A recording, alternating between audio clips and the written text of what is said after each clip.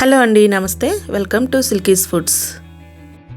ఈరోజు వీడియోలో ఎంతో టేస్టీగా ఉండే యమ్మీ ఓట్స్ కిచిడి సింపుల్గా టేస్టీగా ఎలా రెడీ చేసుకోవాలో చూపించబోతున్నాను. ఇది చాలా ఈజీ, చాలా టేస్టీ, చాలా హెల్తీ కూడా అండి. నేను చూపించే పద్ధతిలో ఒకసారి మీరు కూడా ట్రై చేయండి. మంచి టేస్ట్ని ఎంజాయ్ చేస్తారు. దానికోసం ముందుగా స్టవ్ వెలిగించుకొని స్టవ్ పైన కడాయి పెట్టుకోవాలి. అందులో 1 కప్పు ఓట్స్ వేసుకోవాలి. ఇక్కడ నేను నార్మల్ ఓట్సే తీసుకుంటున్నానండి.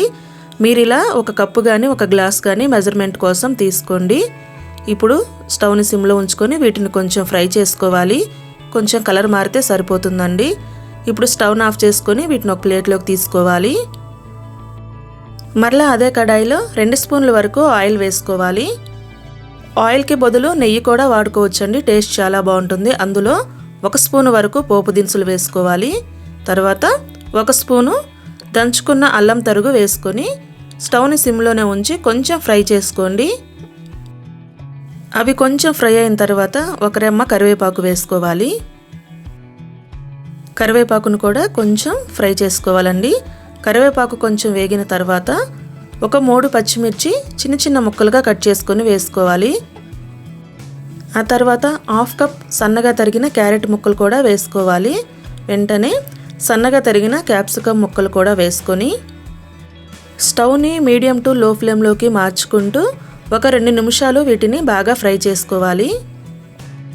అవి కొంచెం ఫ్రై అయిన తర్వాత 1/2 కప్పు ముందుగానే నానబెట్టుకున్న పెసరపప్పు వేసుకోవాలి. ఇప్పుడు స్టవ్ని సిమ్లో పెట్టుకొని 1 నిమిషం పాటు వీటిని కూడా ఫ్రై చేసుకోండి.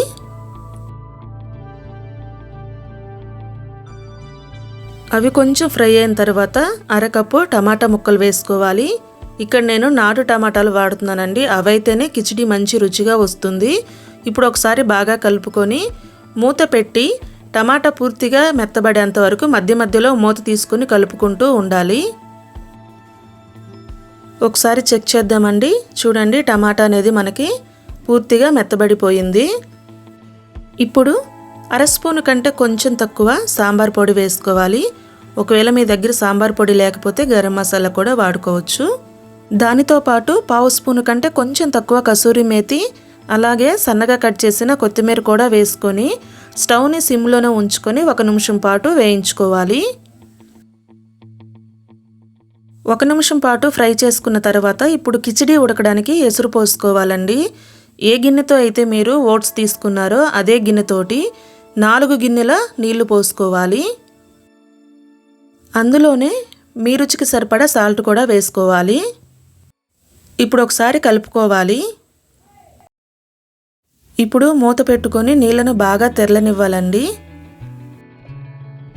నీళ్లు బాగా తెరలాలండి. కనీసం 2-3 పొంగులు వచ్చేంత వరకు తెరలాలి. చూడండి, మనకు ఆవిరి పైకి వస్తుంది. నీళ్లు బాగా తెరలాయి. ఇప్పుడు మూత తీసుకొని ముందుగానే వేయించి పక్కన పెట్టుకున్న ఓట్స్ని ఒక్కసారిగా కాకుండా ఇలా కొంచెం కొంచెంగా నెమ్మదిగా వేసుకోవాలి. ఓట్స్ వేసుకున్న తర్వాత స్టవ్ని హై ఫ్లేమ్లోనే ఉంచి కలుపుకుంటూ 2 నిమిషాలు ఉడికించాలి.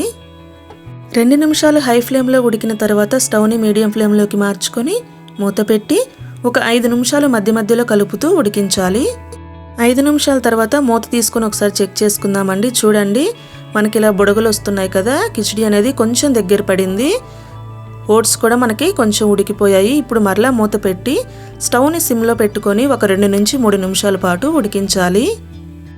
3 నిమిషాల తర్వాత చూడండి, చక్కగా ఓట్స్ పెసరపప్పు అన్నీ మనకి చక్కగా ఉడికిపోయాయండి. ఈ కన్సిస్టెన్సీ వచ్చిన తర్వాత ఇప్పుడు స్టవ్ని ఆఫ్ చేసుకోండి. చక్కగా మనకి ఓట్స్ కిచిడి అనేది రెడీ అయిపోయింది. ఇప్పుడు వేడివేడిగా దీన్ని సర్వ్ చేసుకుంటే చాలా అంటే చాలా టేస్టీగా ఉంటుంది. చాలా హెల్తీ కూడా అండి. దీన్ని మీరు ఇలాగే నార్మల్గా తినేసేయచ్చండి. లేదంటే ఏదైనా చట్నీ కాంబినేషన్లో తినొచ్చు. లేదా ఇందులోకి సాంబారు చాలా పర్ఫెక్ట్ కాంబినేషన్ అండి. ఒకసారి ట్రై చేయండి. మరి ఈ రెసిపీ మీకు కూడా నచ్చింది అనుకుంటున్నాను. నచ్చినట్లయితే మీరు కూడా ట్రై చేసి మీ ఫీడ్బ్యాక్ని తెలియజేయడం మర్చిపోవద్దు. మీ ఫ్రెండ్స్కి, రిలేటివ్స్కి షేర్ చేయండి.